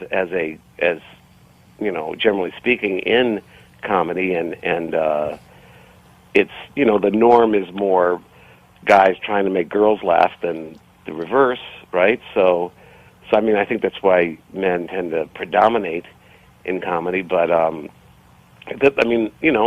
there's always plenty of openings for. Who is a great woman writer? Name 5 great women writers on Saturday Night Live. I would say right now we have Paula Pell, who's great. We have. Hey, you want to take a call from Joel? Wait a minute, in Kansas City? Me... No, I don't want to embarrass you. You're having trouble getting past 1. I'm not. Norm, you cut me off when I was naming my favorite women writers. I didn't get to say Emily Spivey, who's there right now, who's a genius. You're just naming people that are on Pam Norris. Huh? No, Pam Norris was a writer like 20 years ago. Okay, keep going. That's 3. Okay, go. Rosie Schuster. Yeah. I'm just That's 4. Tina Fey is a great writer, but I think of her now as a performer. But she's a very good writer. Well, that's 5. That's you did 5. it, Jim. You did it. You did it. Oh, I could go on and on. Okay, go ahead. All right, let's do 10 then. Let's because then I'm just going to piss off people I don't name. All right, Jim. We'll take a break and we'll let you collect your thoughts. Who is the funniest guy ever on Saturday Night Live? Man, I prefer to say that there's like a group of like 10 people who it's hard to find, because it's. Is it Paula Pell or? Well, she's not a performer on the show, but no, but I mean just in the room. No. You mean the fun? Well, I always thought that Norm, you were one of the funniest people I've ever met in my life. Certainly. No, I can't think of. Bill Murray? Someone like David Spade is hilarious. He's unbelievably funny, but I meant, he's probably the funniest guy in real life. But I'm saying as a sketch performer. As a sketch performer, I mean, the list would, and I don't know how to pick from among it, but it would have to include Aykroyd, Bill Murray, Eddie Murphy, Dana Carvey, Will Ferrell. I think there's So you a didn't lot like Belushi then? Well, I don't know that I wouldn't put John at the first tier. That's all I'm saying. I put him like second team. Because just like Because one otherwise this first team's going to have way too many guys, and they won't get playing time, and they'll be unhappy. That's interesting. You didn't mention a woman. Oh, I thought you said the funniest guys. I was going to say the women next. I said the funniest performers. Okay, well, there at sea, I hate women. You got it out of me. Still, I think that also I'd say the women we have now. I mean, I don't know how you'd pick between I should say, Maya Rudolph and Amy Poehler and Kristen Wiig. I mean, I think you'd choose Gilda Radner, wouldn't you? Well, I love Gilda Radner, and I think she was really funny. Okay, she's on the first team. She made the first team. Sweet, Jim. But and then I better think of the ones I knew. Well, Jan Hooks was great. You know. Yeah. Okay, we know you like girls. Let me suck your dick so I can get leukemia. They're doing a shot of Dara right now. Leukemia. How did Alan Thicke get into the leukemia bit? That's Michael Douglas. Because that's if you suck cock. But you get leukemia. That was Michael Douglas. Yes. Wait, what? Hey, I was driving in a car. You were kind enough to bring a car to bring this old chunk of coal here to the studio. We send cars for our guests, yes. Yeah, so I got in it, and I get material that way. So my driver. What do you mean? How do you get material that way? You get in the car, and what happens? My driver tells me a joke. The driver we sent to pick you up told you a joke. Yeah. And you're going to tell it now on the show. Yeah, that's how I get a lot of my material. I was wondering about the Moth Joke and the Dolphin Joke, the Conan O'Brien show, which I've watched. It's been embarrassing amount of time. I was just wondering, like, going into those story jokes, the shaggy dogs or whatever, was there an agenda that you were steering away from? Like, what did Conan think you guys were going to talk about? And would he just have you on the show just be like, come and just tell jokes because you don't know anything? Well, when Conan started, no one would go on his show. And I started Saturday Night Live at the same time that Conan started his talk show. And so he wasn't that successful, so he'd always phone me and go, the lady with the potato chips canceled, and I'd have to fill in, And so a man only has so many stories, so I had my one. And I told that on the first show. But the way for instance, like the Moth Joke, I was on Conan, and he said, you're going to be on one segment, so I did this segment. And then at the end of the segment, he goes, you got to do another segment. I'm like, but I got nothing to say. And then I remember Colin Quinn told me this joke that said like a moth was into a podiatrist's office, and he says, oh, I have all these problems, and the podiatrist goes, why did you come in here? And he goes, the light was on. And so I said, maybe I'll do that joke, but that joke only takes 8 seconds. So I know a thing has to have a beginning, a middle, and an end. That's what I've always heard, even though I don't fucking understand what the fucking means. That's why I put a big, long middle.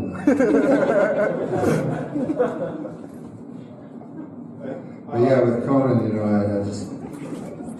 What I do is, you have to, in these talk shows, they have these people called pre-interviewers, and you tell them the story, and they go to the host, and they tell the host the story, and then you tell the host the story that he's already heard. So you feel like a goddamn fool. So instead, I would make up stories to tell and then so, let him go, I understand you got a haircut. I go, no, I don't got no haircut.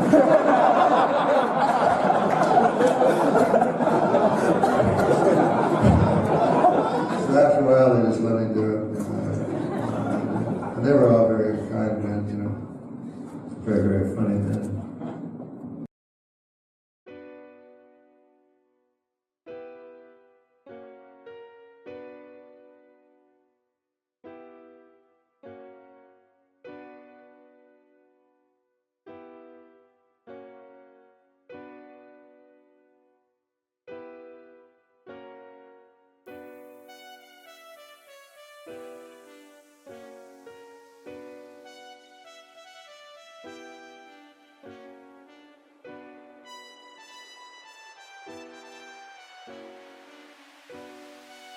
Can I try an Adam Carolla impression? Yes. Yes. Let me try. Do whatever you want. I don't know if I can do it, but give me a subject I can rant about. Dancing with the talk about stars. people that recycle or people that smoke Let cigars. me tell you something about. Is that what you said? What is it? He's almost like Andy Rooney. Yeah. Let me tell you something first of all about people that recycle. If you're 21 and you're still thinking you should be recycling, maybe it's time for a different sort of, right? Well, he'll have an opinion on the weirdest things, like crushed ice or the cubed ice. Yeah. Go ahead, Adam. The what? The crushed ice or the cubed ice? Yeah. Well, the crushed ice guy is always the guy that's hanging around the island in the... Like, how could somebody... He wants the crushed ice. Right. He'll all of a sudden have 30 minutes on crushed ice. It's something about it angers him. I'm not even making fun of him for The it. square ice is more like you get a tumbler, you put your ice in, and you're drinking. And the crushed ice? So, that's what it's almost like Andy ice Rooney. is like It's some almost kind like Andy Rooney improv. Crushed ice. And by the way, I don't know if you've seen Andy Rooney lately, but that guy with those kind of eyebrows should not be giving advice to anybody. I mean, that's every like Sunday we go through this. It's like if I agree. I like my favorite thing about Andy Rooney is he uses way too many examples. Give me an example. Can you give us he's like, Yes. there's a lot of cotton now. Oh, and yeah, medication. Here's a bottle of an antipsychotic I take, mostly cotton. Here's another bottle of pills, something called Aleve. Let's open it up here. Mostly cotton. About 13 pills. Most people here would stop, but Andy, keep going. Keep going. So you have to commit. Come on. Here's something called Tylenol. Another one called Advil. I've got 35 of them. Here's the cotton.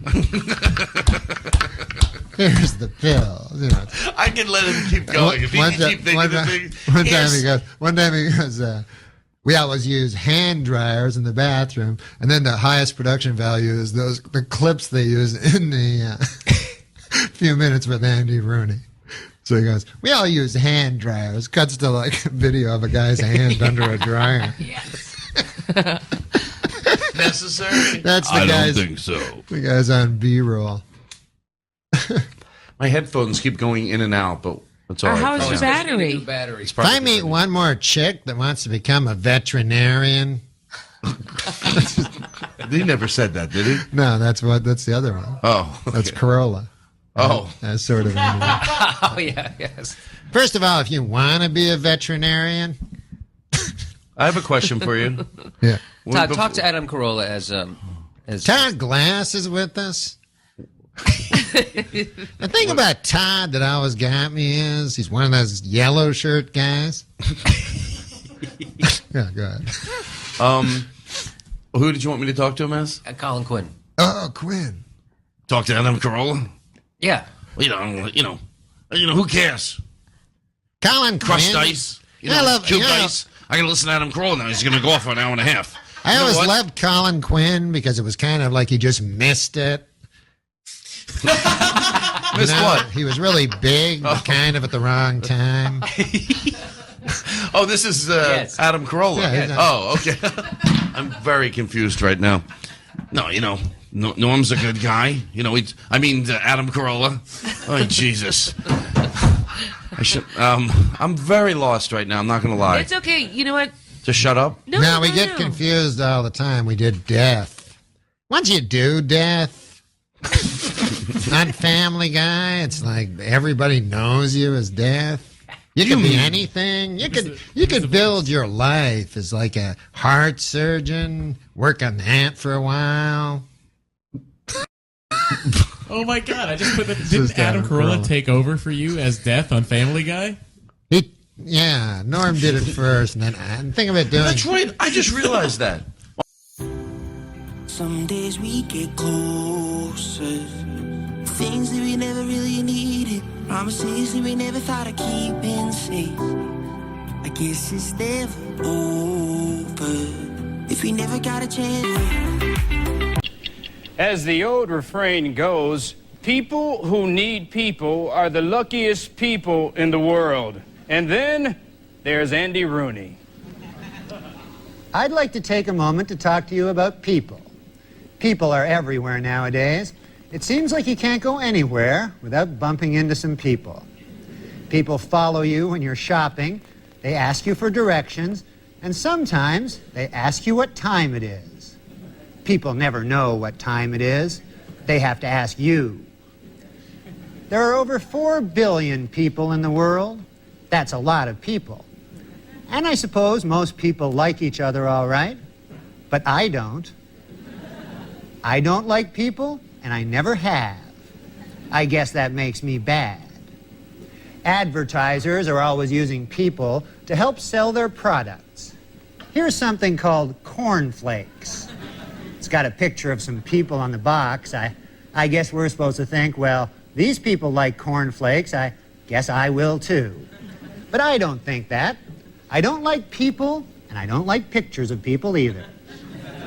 There's even a magazine now about people. It's called People Magazine.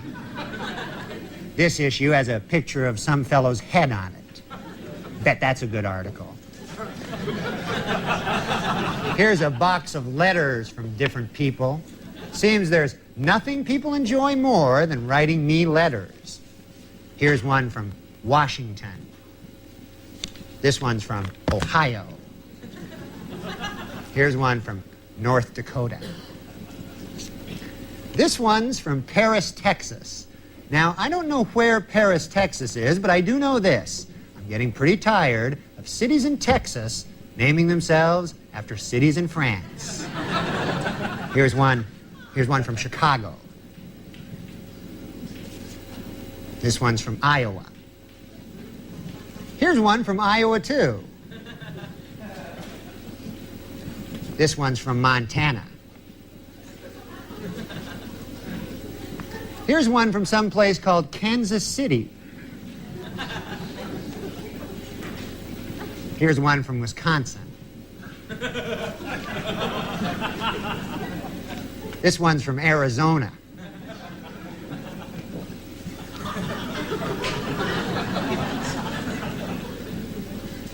Here's one from Las Vegas.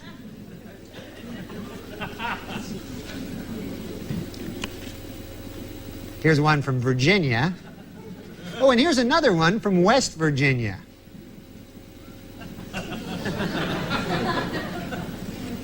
This one's from Indiana.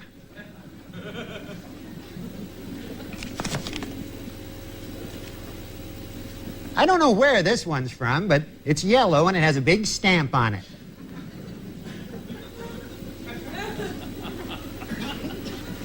This one's from Colorado.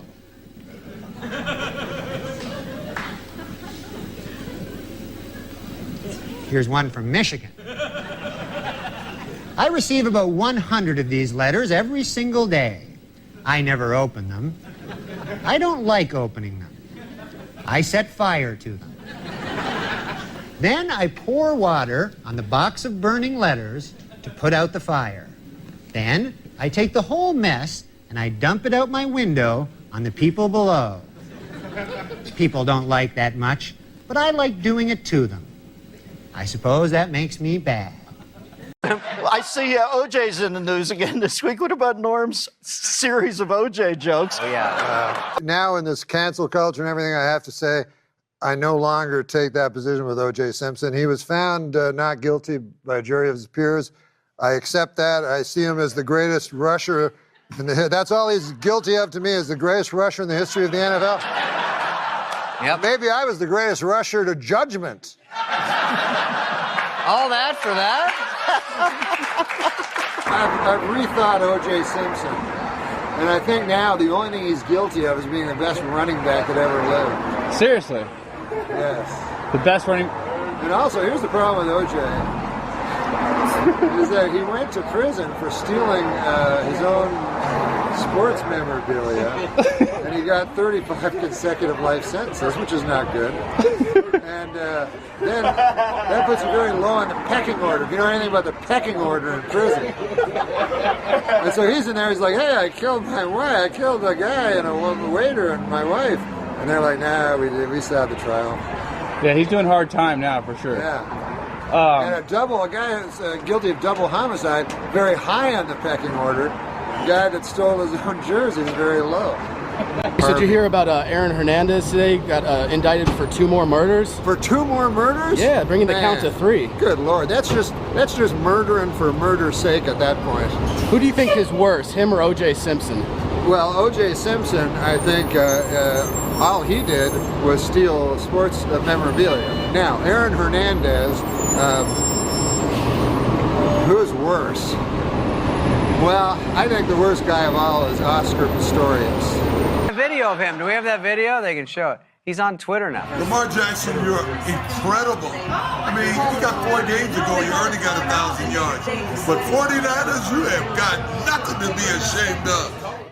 Yeah, OJ! What?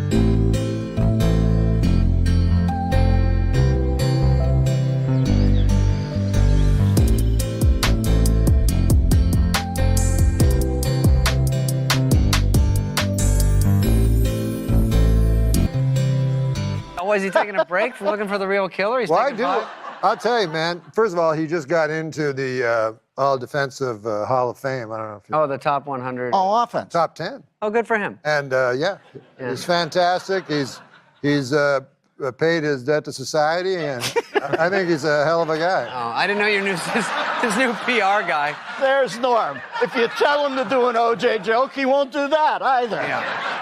Joining me now is nationally syndicated columnist and the author of If Democrats Had Any Brains, They'd Be Republicans, Ann Coulter.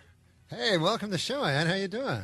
Fine, thanks. I saw you on O'Reilly last night. You were magnificent. That's nice to say, but I didn't know what the hell I was talking about, and I'm not used to satellites. You must have done a lot of those. Oh yeah.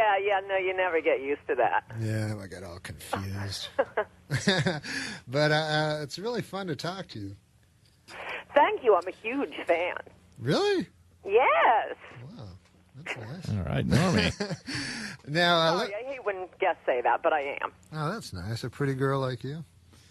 What do you do for guys? I've always heard that dudes are afraid of strong women. Do you ever? Yeah, well, maybe weak men are, but that's not really what I'm in the market for. Okay, and let's start with this Iowa. They're all caucusing, the Iowans? Yes. So, you have any thoughts on that? I don't know. Yes, I do. Well, I don't know. I'm sort of torn on it because on one hand, I think it should be much, much, much more difficult to vote.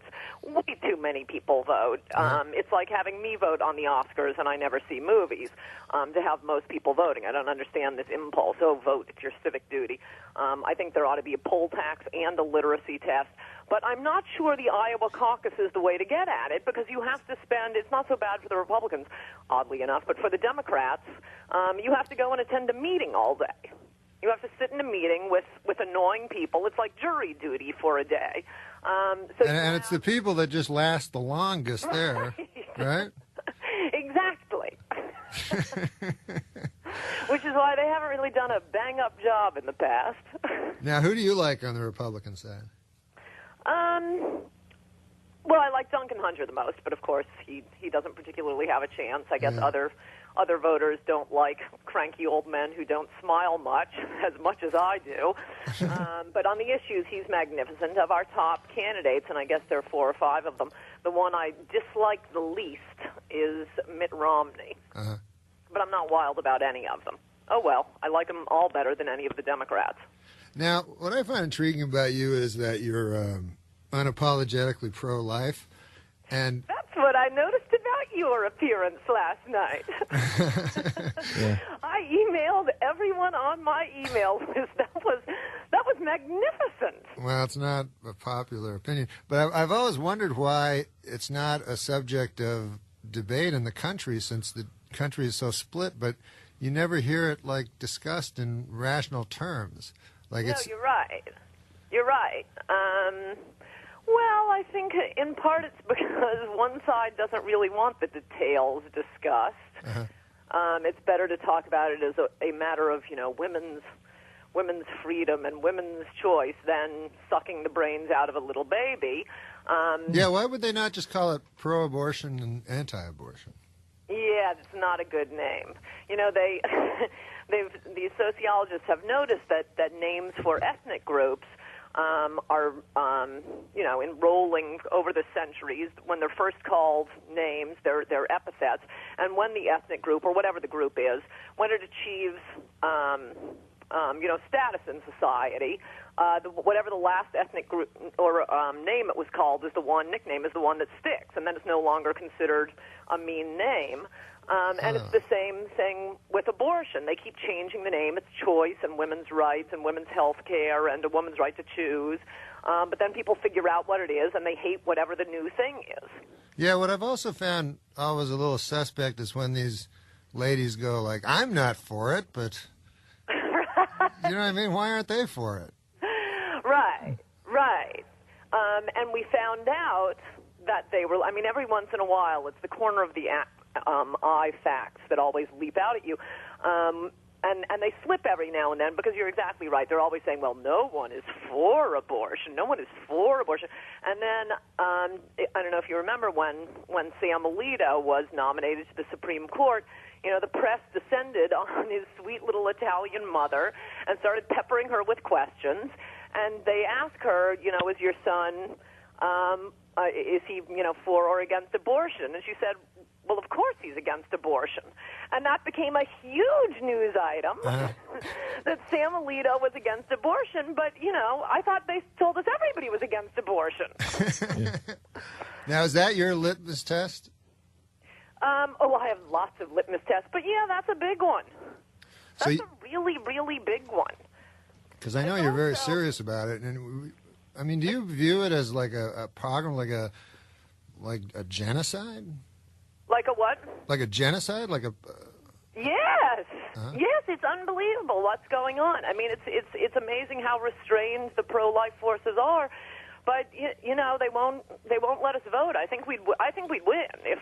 Obviously, the Planned Parenthood side thinks that Americans are not copacetic with abortion because we're not allowed to vote on it. That's part of what's so enraging about this. There's nothing you can do about it. As long as the Supreme Court says that abortion is a constitutional right, there's nothing you can do. You can change as many hearts and minds as there are in the country, and there's nothing that can be done. Back in the 60s, these radicals used to, if they weren't going to sign up with, the weathermen and blow up the Pentagon, they'd say, no, I'm going to work within the system, work within the system. Well, the pro-life forces have been working within the system for 40 years now, and, patiently bide their time, try to get new Supreme Court justices, and then, we end up with an O'Connor or a Kennedy who hallucinate the same right to abortion in the Constitution. So, I understand why violence breaks out. I wouldn't engage in violence myself. Just on the basis of Pascal's wager, but I can understand if you're not going to let people vote, that some of them are going to engage in violence. There hasn't been that much violence. It's about 7 abortion doctors to, 40 million dead babies. It's a very tiny... I didn't understand the Pascal's wager. I know what that is. But... That was the argument for God. It's very simple. No, I know Pascal's wager, but I didn't understand what you meant. Oh, I wouldn't shoot an abortion doctor. Oh, because... yeah, what if I'm wrong? Right, okay. Yeah. Well, that's interesting that you say, what if I'm wrong? Have you ever said that before? I'm sure I have, though not on most of the idiotic things liberals say. So you would not support Giuliani then, or any other pro-choice candidate? No, if it's I've been polling, some of my friends on this. I think it would be very bad for the country if both if both the Republican and Democratic nominee support abortion.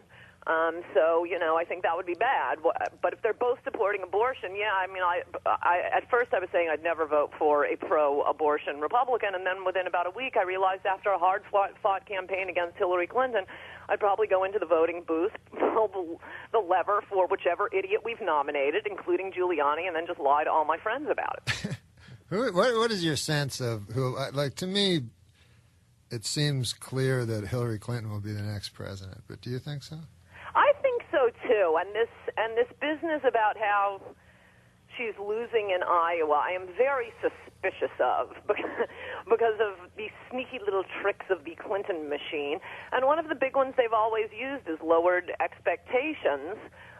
The prime example of which was when Clinton was running in the Democratic primaries.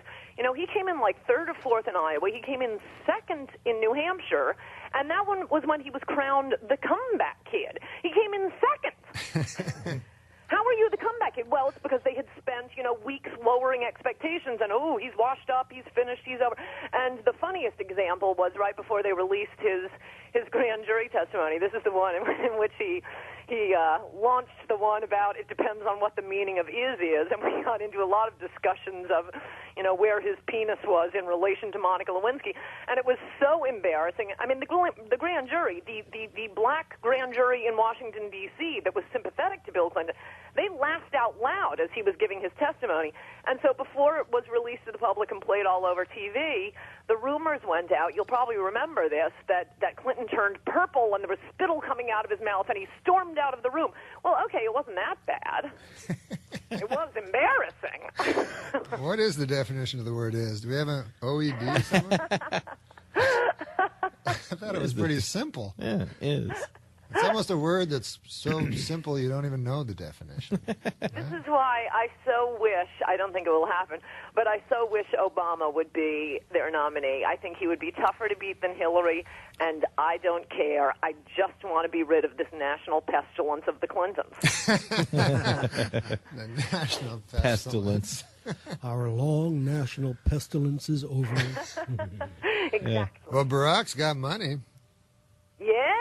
Yes, I mean, that does give you, that is a heartening fact about the Democrats, that even they feel a little creepy about the Clintons.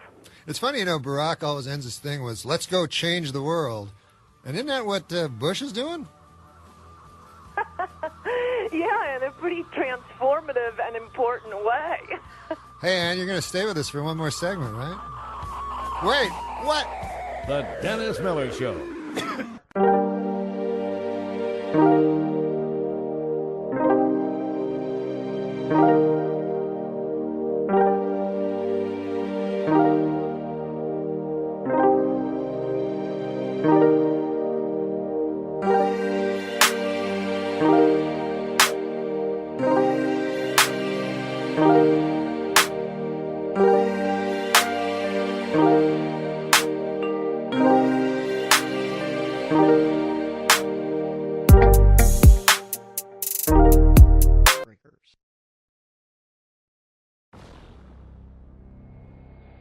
Seconds. Guidance internal. 13, 12, 11, 10, 9, 8. Ignition sequence start. Engines on. 5, 4, 3, 2, 1. All engines running. Launch commit. Liftoff. We have liftoff at 9:34 a.m. The Dennis Miller Show. 866-509-7268. Ann Coulter's kind enough to stay with us for a second segment. Ann, I wanted to talk to you about Christianity, because you're Christian, right? Yes, I am. And I like it because it seems to me that you're an actual Christian. And I know you got, Sal was telling me he was against the thing you did on Donnie Deutsch, but... Not according to liberals. But the fact of the matter is that... I don't think they're really down with the scripture, since they're often standing up at college lectures demanding to know how I could be a Christian if I smoke and wear short skirts. And I keep looking for those passages of the Bible. But it's very strange, because I always hear, that people don't like Christians because, they believe it's the only true faith and they want to convert people, but that's the basis of Christianity, isn't it? Right, and I would assume, any religion, including the godless religion of liberalism, they want us all to be liberals. They want us to change our light bulbs to those goofy, global warming protecting light bulbs. I assume now wants to convert us all to want to suck the brains out of little babies and so on and so forth. I mean, wait, isn't that's now illegal, though, right? Partial birth abortion? Yes. It took a long time, but yes, it is. And what I don't understand is, like, I remember in the Scott Peterson case, he was charged with double homicide. So wouldn't that mean that the baby was a... Yes, that's a big issue, actually. These pro-abortion groups are against those laws. And by the way, Hillary Clinton denounced the Supreme Court decision upholding the federal law banning partial birth abortion. Did all the Democrats? I think every single one of the candidates did. Everyone who had a comment on it. I'd have to look it up. I wrote about her. I'm sure I noticed it at the time. I know Hillary did. One of the ones did who voted in favor of the law. Really? Who would that have been? Maybe Biden. I don't know. But, these Democrats want to get their votes on the record as having voting in favor of a ban on partial birth abortion, but then turn around and denounce the Supreme Court decision upholding the law they voted for. But surely, I don't know, I should have asked John Zogby, but surely... maybe I'm old-fashioned, but, like, you tell me, because you're a gay guy, but I go into a gym, I go into workout. You know what I mean? I want to work out and I want to get my pecs and lats and shit like that, right? You know what I'm talking about. Mm-hmm. But then I go into the locker room. Now, the last thing I want to see there is some guy's fucking hot, beautiful asshole. But anyways, I went to my trainer. God, I don't work out. I'm a weak man. You know that, Dennis. Well, listen, you and I were on the Mount Olympus of weakness. And not just physically. No, in every way. In every single way. So I told the guy that, and he said he couldn't do anything except for the physical part. But I don't know if he was the best trainer anyway. He was smoking a butt the whole time. No, that's not good. That's just a joke. He was a big guy. And but I told him, I said, look, I don't want be big like you. I don't want veins. I have no use for that in my arms, or abs. I don't want abs. I don't even know quite what they are. All I know is they were invented around the 80s. And I don't even know what you do when you get them, you know what I mean? Because you got to wear a shirt, You just go to work and go, hey, you want to see these things on my belly? Everybody's like, no. But so I told the guy, I said that I'm here for one reason and one reason only. I want to have one hot ass. But this guy explained to me, it was horrible. First he puts me on a treadmill, and they really should give that a better name too, a treadmill. It's so. And it's exactly what it is. You're just you just yeah, you're like a beast of burden at that point. Yeah, just trudging. You get real tired and you go nowhere. I get enough of that in my real life. Me too. Yeah, sure. Then he puts me on one of those weight machines. Yeah. Which weight machine exactly? Free weights or some sort of? No, it's a real modern gym. Oh, I see. With the machines, I can't explain all of this because I've only been. It's just your first day, right? Mm-hmm. But it was a thing where I had to push up, real hard with my arms, these weights, plates, It needs it. And so I hit the wall after about one, right?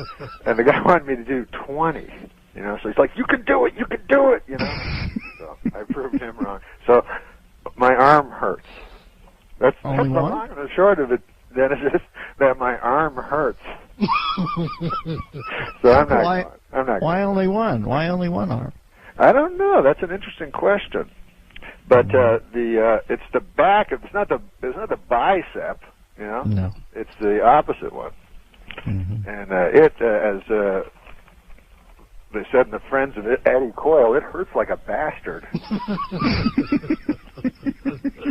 Now, do you feel comfortable jumping into the common shower after a workout at a health club, Norman? Is that something you'd be comfortable with, or no? No. You know, No. Listen, if I go to a gym, I go to a gym to work out. You know what I mean? Right. And then I don't like that thing where you go into the thing and everybody's naked, you know? Mm-hmm. Because I go there, I just want to get in, towel off, and go out. You know, the last thing I want to do is stare at some guy's beautiful ass for 20 minutes, you know? We've got a theme here today. I know, eh? It is leaning heavily on that word. Well, there's a narrative. There's a through line. You know what I mean? Like, I go there, I do the curls, I do this thing here. Literally do that none of gets those the chest, things, and I go like this, you know what I mean? Yeah. I don't want to be in the fucking locker room hiding behind a fucking thing, staring at the guy's beautiful balls from behind, you know what I mean? I got no time for that shit.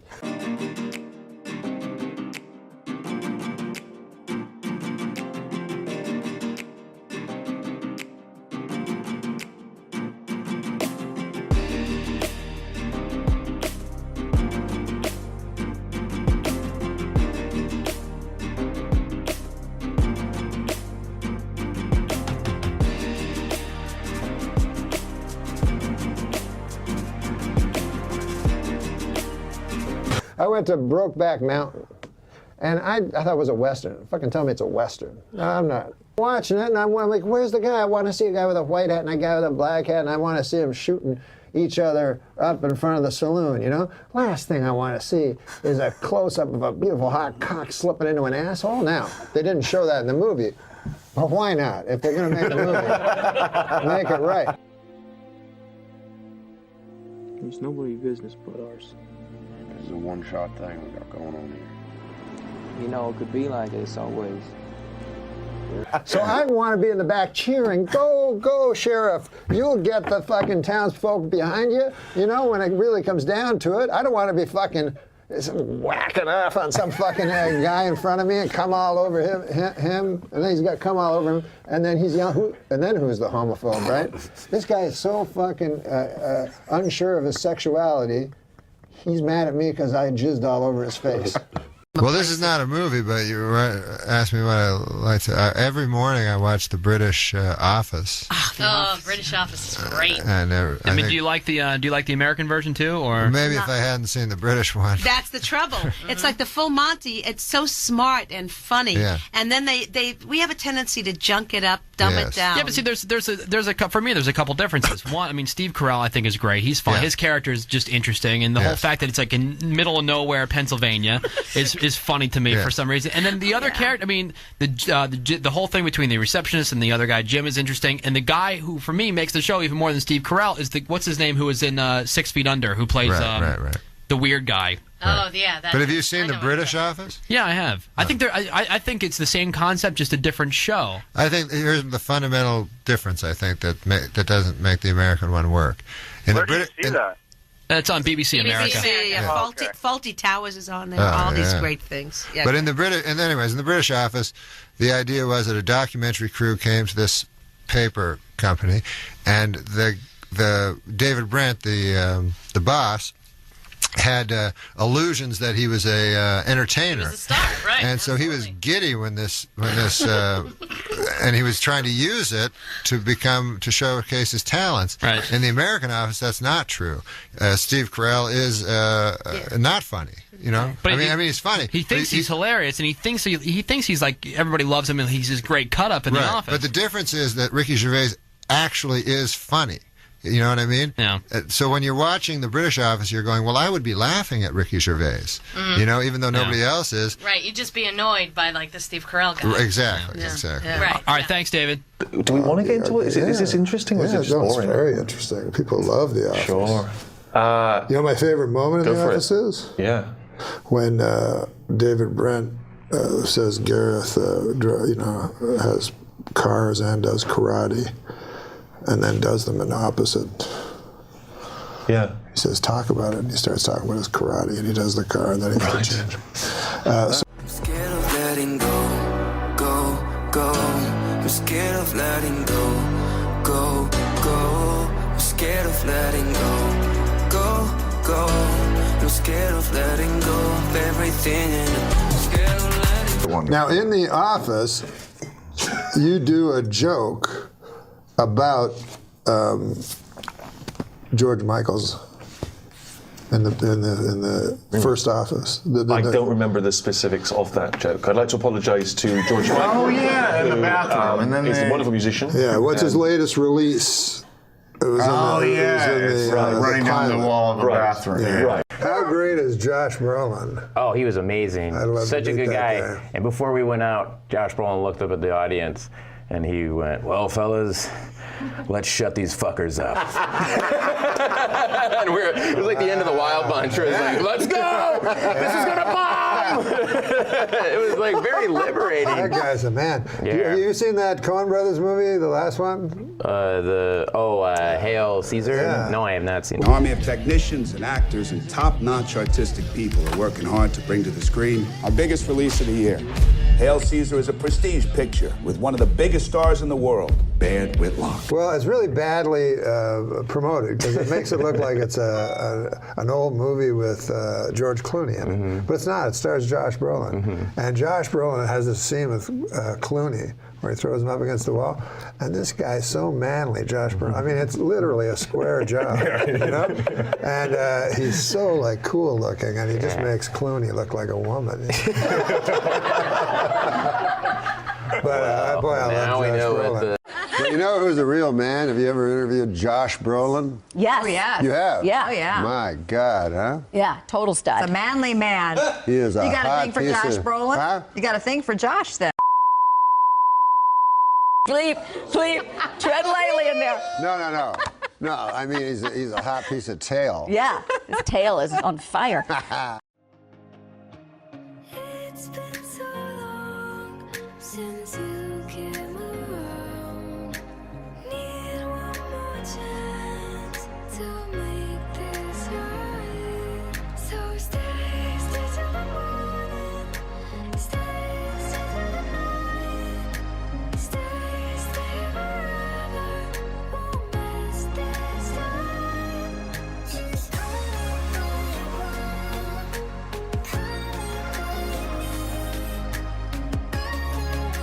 But I never worked out or anything like that because, you know, I always felt like you can't, like if you're a dude, you know, you can't really, the ladies don't seem to care, at least that's what they say. And then also, I don't think you can get like a perfect body. I think if you're a lady, you can get a perfect body. But if you're a dude, I don't think you can get like a perfect body on account of you got like every dude seems to have one of those like a sack, you know, a sack, right? And so, no matter how perfect your body is, if you got a sack, you know, it doesn't look very good. You know, you don't have a good-looking body, basically. You know, no matter what. Like you show me any dude, go, hey, look at that guy's body. I go, good God, what's that fucking thing? That guy's got a sack on him. You know, it's not a good-looking body.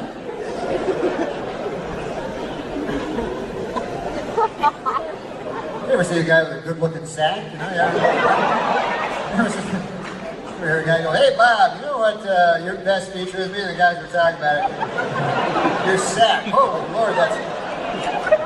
You doing something different with your sack lately or something? God damn, that looks good. Good-looking sack you're toting around there, I'm telling you. Right? You can't work out on that or anything. Got no machine, got no sack of steel that they just give it up on that, man. That's why I'm surprised the fucking those plastic surgeons, why are they working on the sack, man? Guy go like, man, I got a little thing here, a line under my eye. I'm gonna get that taken care of. Meanwhile, huge ancient old sack hanging out. Yeah, that's my problem, man, that eye thing. Got little crow's feet there, man. I get rid of them, and I'll be good. sack's old too, man. That's older than you, your sack. I don't know how that worked out. You know what I mean? You have a dude like 25, his sack's like 100 years old. Right? Sometimes you turn to it for advice. You ever do that? You go, right? You go, what would you do, wise old sack? You know? He's like, I tell you something, son. You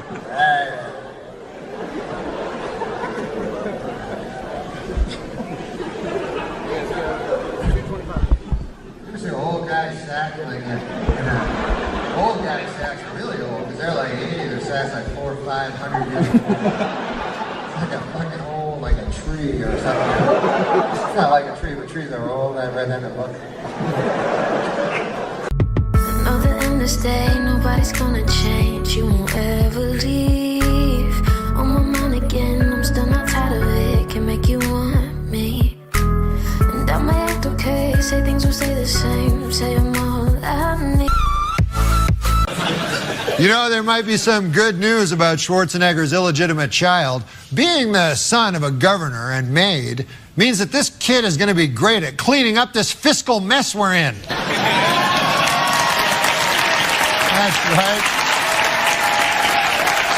Now, folks, I don't like to brag, but like Schwarzenegger, I did a little bodybuilding back in the day, too. But I'm guessing you guys wouldn't want to see that, though, would you? Okay. All right, sure.